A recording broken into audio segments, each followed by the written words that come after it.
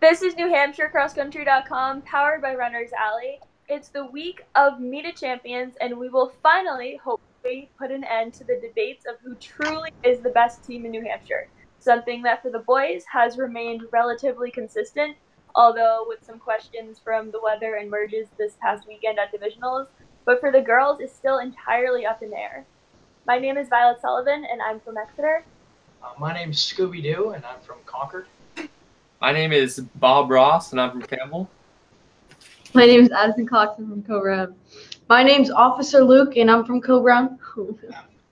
Salute you, officer, or whatever you want to do there.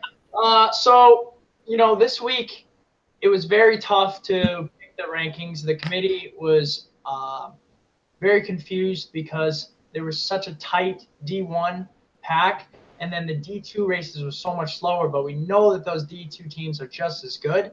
So they decided to go with the merger just for the sake of the rankings. But that led way to the first real shakeup on the boys' side. The girls, yet again, are all over the place. But let's check it out. All right, so guys, we're gonna do a live chat this time. True. Yeah. So we are gonna do a live chat. Leave some comments there.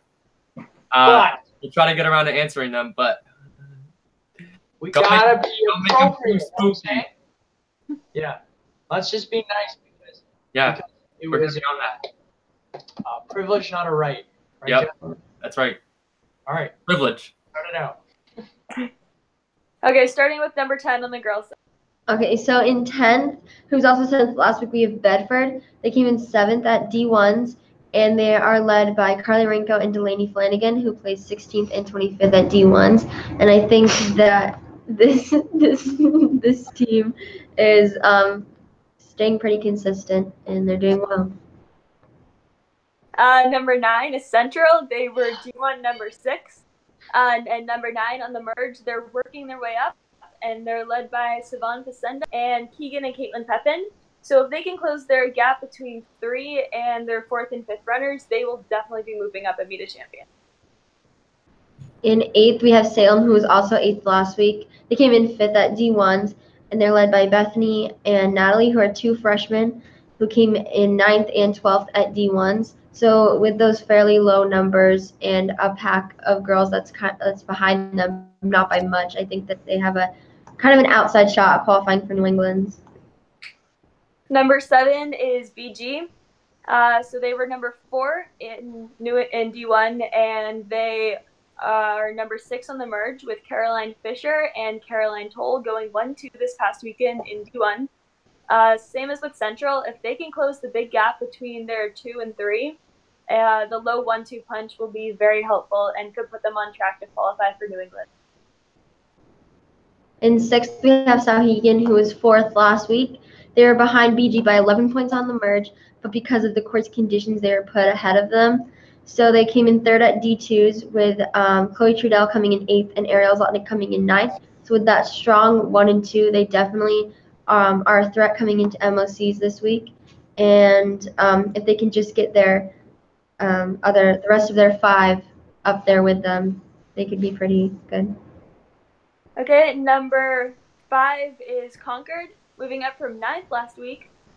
They were D1 number 3, and on the merge, they're number 5, with Morgan Orcutt leading.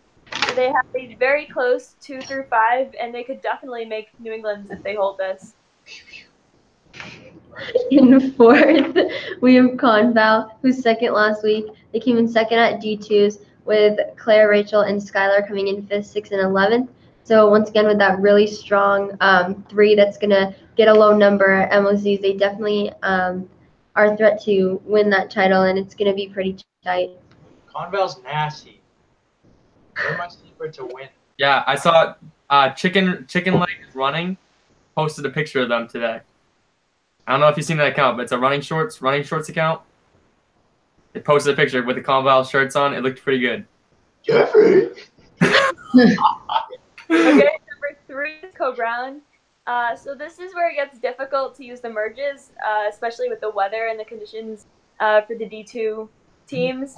So Co-Brown won D2 over Conval by 22 points, but they are number 3 on the merge Right now, I think just because of the times with the weather and the different course conditions, they're 31 points behind Exeter, but with lots of depth following Addie Cox up front and Ella Malone's top 10 D2 finish. They are, I think, definitely the team to beat at the champions.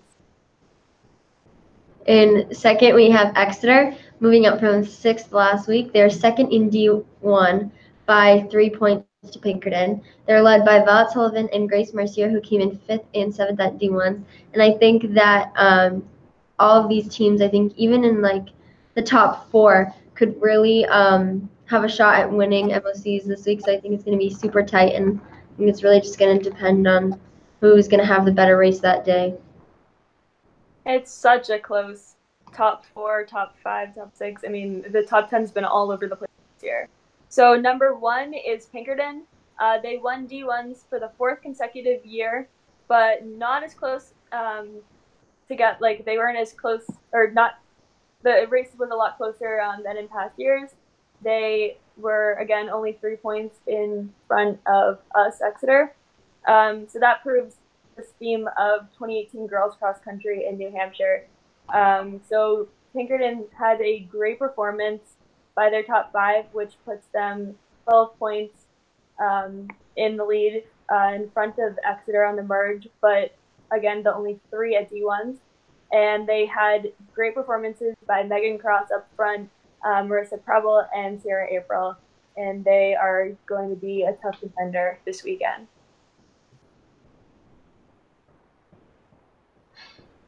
Okay, so, sleeper teams.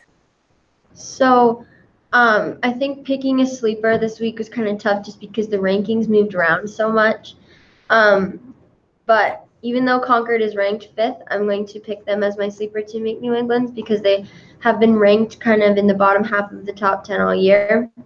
But I think that they're really starting to come around and get a really strong pack going with Morgan Orcutt out in front, getting the low number for them, and then their pack of 2 through 5 really being right there, and they have a really huge pack, and everyone's like right next to each other, so it's definitely going to be good. I'm going to go with BG. So they were only 29 points behind Concord, number 6. Concord and Sauhegan switched, but so I think with the strong 1-2 punch with Caroline Fisher and Caroline Toll again up front in that race with those 2 low points, that's going to be really beneficial. So if they can get their 3 through 5, 7 all the way up, they will certainly be a contender. They're 7 right now. You know what? I am going to second that. As Scooby-Doo, I'm very intelligent, and I also think that BG is going to make New England's because, you know, you have that 1-2 punch like that. The bigger the race, the more effective that has, and I think that BG is going to put it together. Plus, they're pretty close to home, so I think they're going to feel the comfortableness of the environment. You know That makes a lot of sense. Jeff, do you have one or no? I don't have a sleeper this week, so I'm gonna. I have one. I have Oyster River because they have a very good pack, and I think if they move that up, they have a really good shot at cracking into the top 10. But I think they can get top 6 to get to New England's. Thank you, officer. You're welcome. Officer, can you please start us, please, officer? Okay. With number 10 is Exeter. They were 10th last week, and they we went with the merge on this one, so that's why they're at 10th. But they had a great race led by Jacob Winslow, and that was a really, I'd say, gutsy performance because he's been out most of the season. Got to get the rest of his team with him, and that should be good. Yep, I agree. Number 9, we got Hanover. They were 3rd at D2, and we went to the merge on this one again. They were 9th on the merge. Led by freshman Sam Murray. Hard to go off the times, but I'm going to say him anyway. He ran 17:29 at States, and their second guy was Jack Lynch, who ran 17:32 at States. Murray kid's legit. Number 8, we got Nashua North. And these guys were led by Rory Curran, also known as Joseph Cran. Always say it every week. And Rory, if you go back and you watch the race video, was so far back at the top of the hill, and then the kid gunned down everybody, and he ended up out-kicking my teammate. But anyways, he led his team to a pretty solid finish. Yassine Jakib had everything going on. He got 22nd.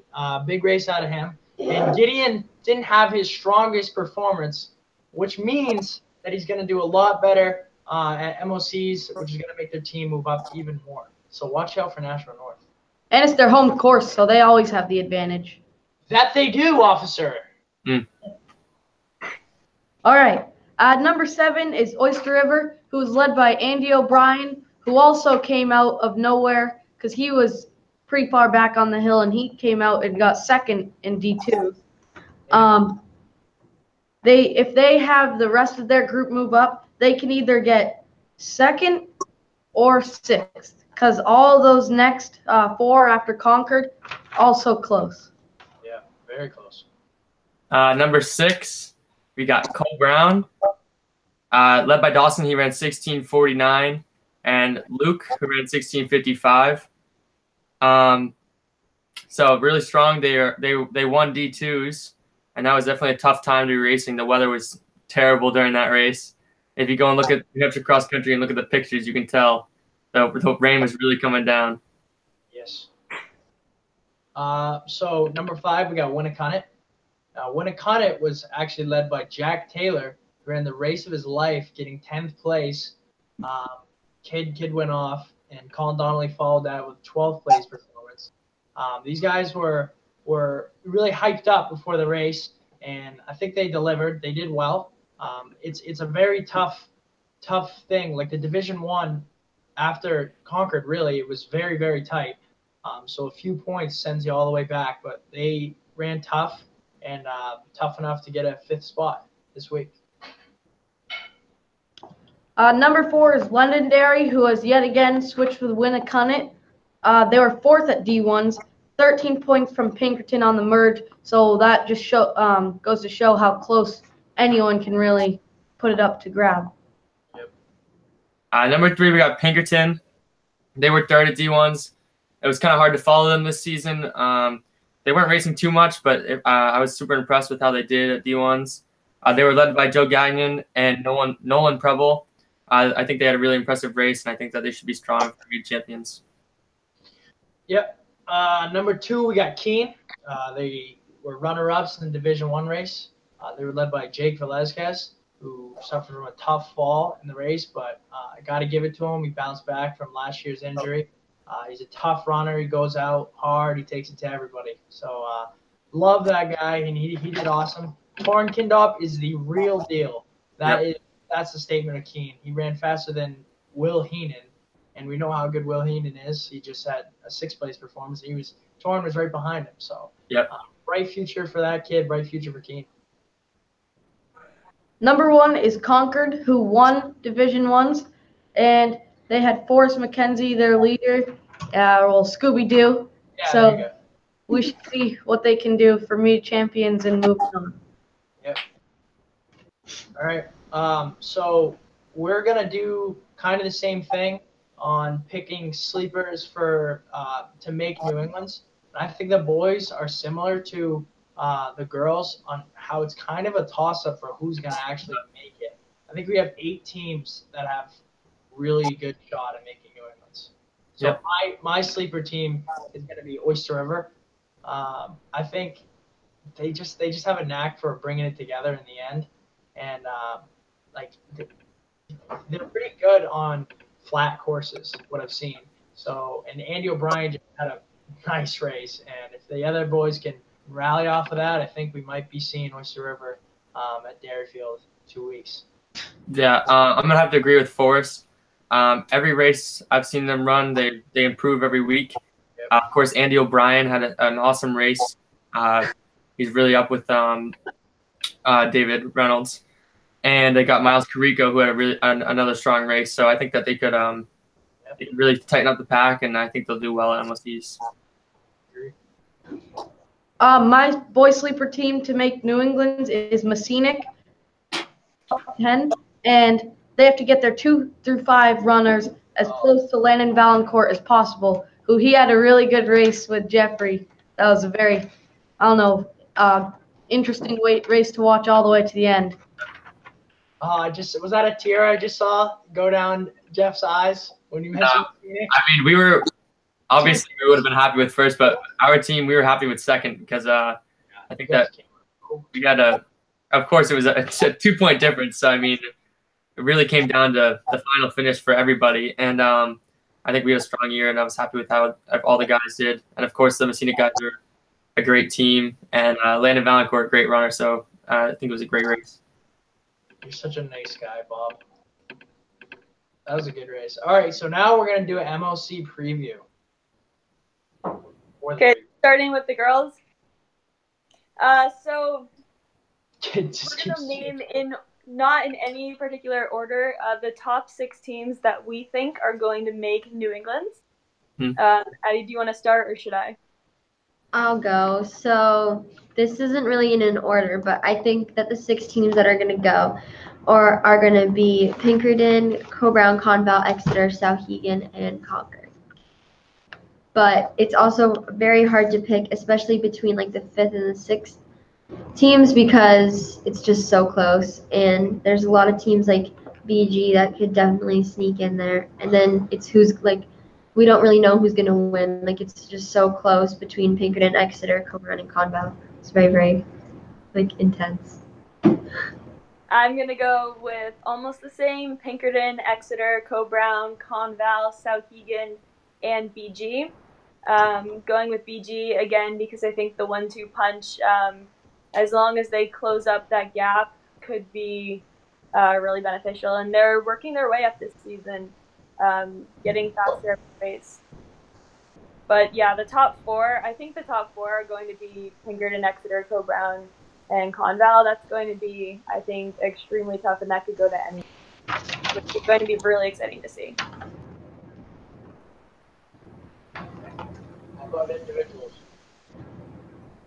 individuals? Oh yeah, so for individuals, I think it's going to be really, because Callie Coffin is out for this season with, I think, a stress fracture. So obviously we're wishing her a quick recovery, but now it's coming down to Reynolds and Reptai, I think. So I think Caroline Fisher is definitely going to be there, and Caroline Toole is always around. So I think that it's really going to come down to just another matchup of D2s of Sophia Reynolds and Julia Robitaille. The winner gets a scooter snack. Thing. Sophia, Julia, Caroline, but I think also just the rest of that top 10, even top 15 is going to be extremely close. Mm-hmm. Nice. All right, boys, let's take it over. So, all right. Yef, you want to start? Yeah, so obviously anyone who watched the races, which I'm sure is anyone who's watching this live stream, is probably saw all the races. Sure.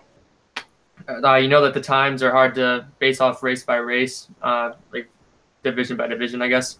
So it's hard to really say how the teams did compare to each other, but I think that if you look on New Hampshire Cross Country on the website, you can see how accurate the merger has been in the last couple of years.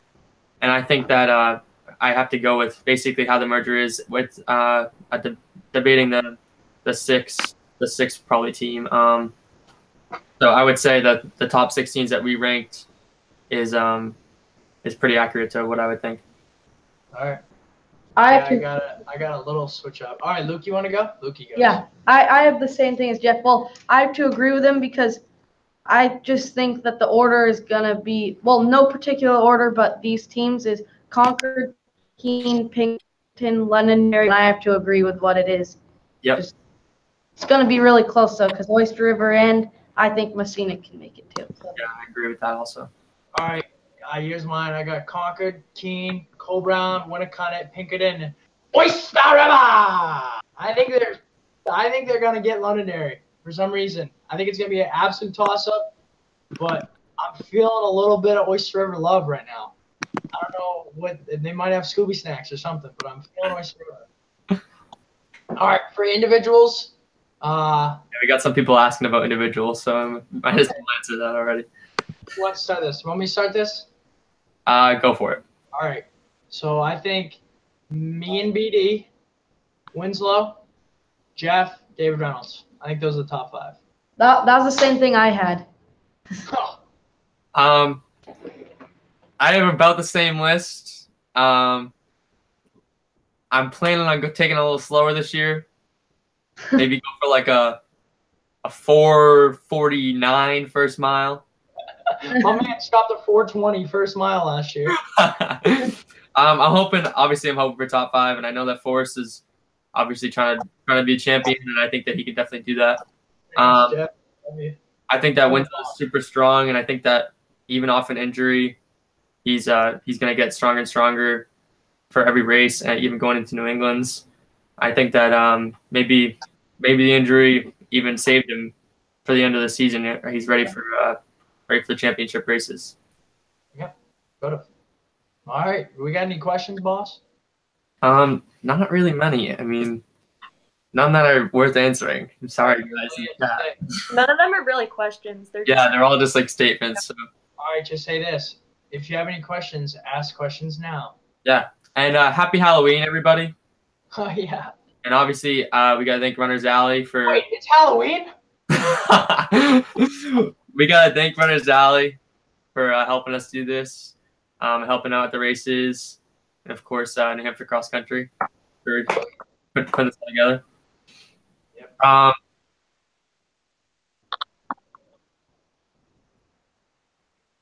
Okay, God asked us, what do we think about going from a hilly course to a nice, flat, fast course? Mm-hmm.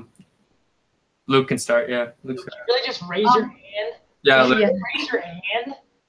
I think that you just kind of have to mentally be prepared just because from experience, Meet Champions just goes out, just got to maintain and stay calm, even if you're maybe not in the front. Yeah, your only experience was Jeff's fault. Yeah.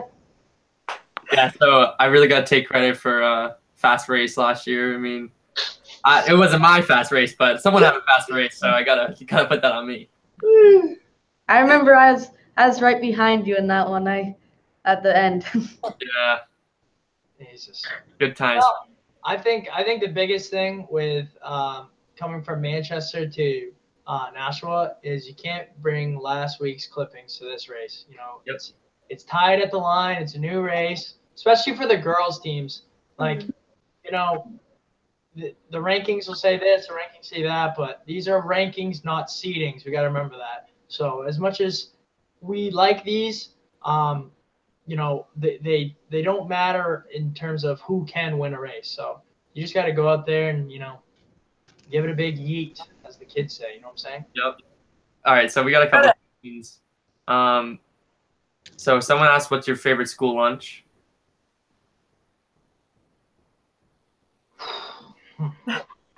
I'll start with that one. We have Chicken Patty Tuesday every Tuesday.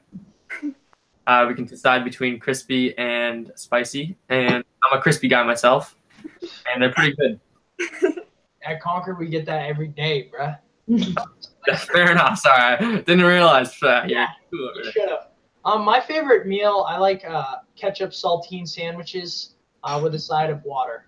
Yeah. So good. Before races, I like to do that. Yeah, it's really good. And ice cubes too. To cool down. For our lunch, every day, there's a new, different meal, and there's also each day there's paninis that we get to have.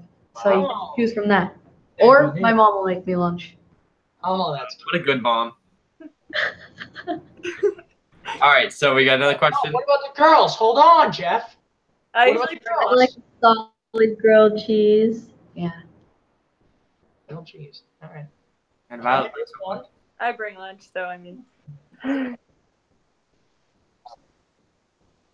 Oh yeah, what'd you guys end up doing? Yeah, for Forrest, Forrest, tell us about your spike decision there. Yeah, we ended up wearing spikes. Yeah. So, yeah, I stuck with blanks. Oh, okay. Really? I'm a man of my word. Shut up, Jeff. Don't say that stuff to Scooby-Doo. You know what I'm saying? So the only time I really slipped up was off the start, and I think even with spikes on, most people did. And then I slipped up again a little bit past the tennis courts. Everyone made some solid memes on that area right there. There were people pulling each other out of the mud and stuff like that. So that was good. I enjoyed that, guys. But I slipped up there a little bit, but I never really had a big wipeout. So I think that was a big advantage for me on the pavement. Maybe not so much on the mud areas, but overall I think it was a good idea for me. I wore quarter inchers. Same. And I liked it. I didn't even think I slipped too bad. I think in the really deep muddy parts, I think near the gazebo is definitely. I think it was just slippery like that for everybody. But other than that, I thought it was pretty good.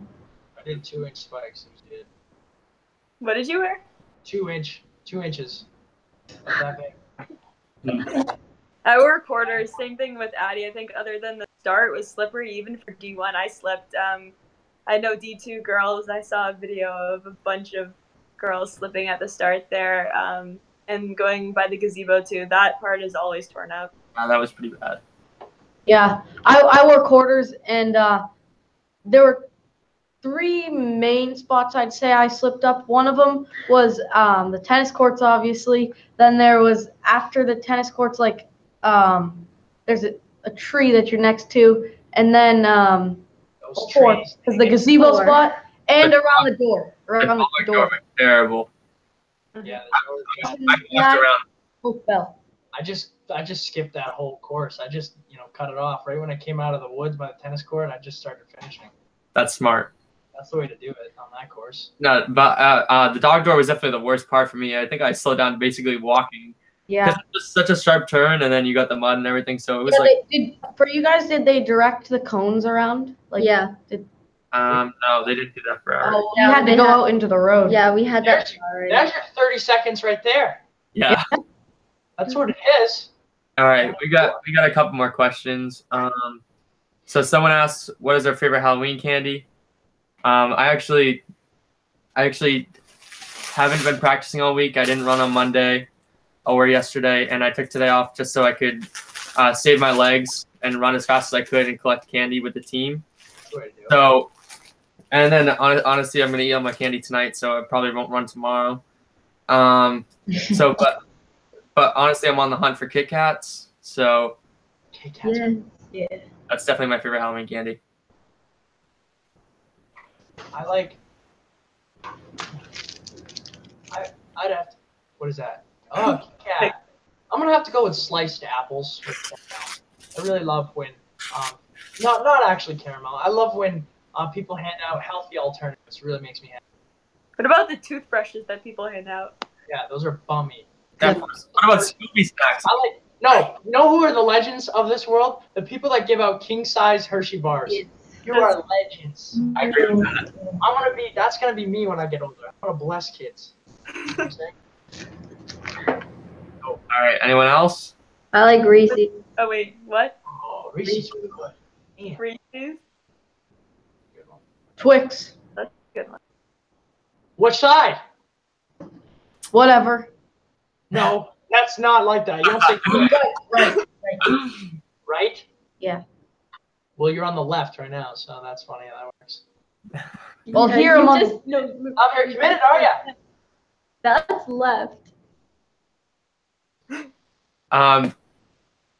Someone asked me a question, this is Bob Ross, and they asked me why I paint forests so much. So I got a happy little forest here, a happy little tree.